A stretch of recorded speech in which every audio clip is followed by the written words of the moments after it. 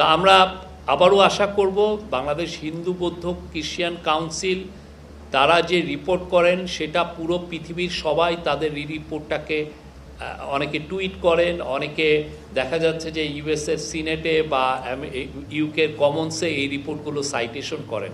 তো আপনারা এইখান থেকে যদি তারা মোটিভেটেড রিপোর্ট করেন, তো তাদের মোটিভেটেড রিপোর্টের উপরে বাংলাদেশকে অনেককে পোর্ট্রে করতে চাচ্ছে। বাংলাদেশের যেই আমাদের যে কমিউনাল হারমোনি যেটা আছে সেটাকে দেখাতে চাচ্ছে যে আমরা এক ধরনের মাইনরিটি রিপ্রেশন করছি বা এইখানে হচ্ছে, সেটার একটা এক ধরনের রিপোর্টে এই ধরনের প্রজেকশনটা করে। আমরা তাদের কাছে আবারও অনুরোধ করব তারা তাদের রিপোর্টগুলোকে রেকটিফাই করবেন, কারেক্ট করবেন। আমরা তাদের প্রত্যেকটা রিপোর্ট আমরা পুঙ্খানুপুঙ্খভাবে আমরা ইনভেস্টিগেট করেছি এবং আমরা আপনাদেরকে খুবই যথেষ্ট ট্রান্সপারেন্ট হইতে আমরা জানিয়েছি।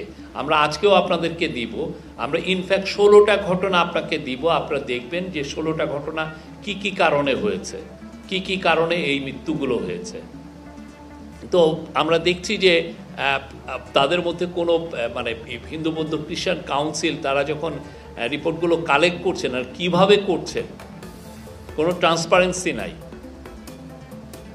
এই বিষয়টা আমরা তাদেরকে আহ্বান জানাবো যে তারা এই বিষয়টা নিয়ে আরও সিরিয়াস, কেননা তাদের রিপোর্টের উপরে ভিত্তি করে বাংলাদেশকে অনেক ধরনের বাংলাদেশের বিরুদ্ধে ইসমিয়ার ক্যাম্পেইন হচ্ছে তাদের রিপোর্টের কে সামনে রেখে, তাদের রিপোর্টকে বেস করে।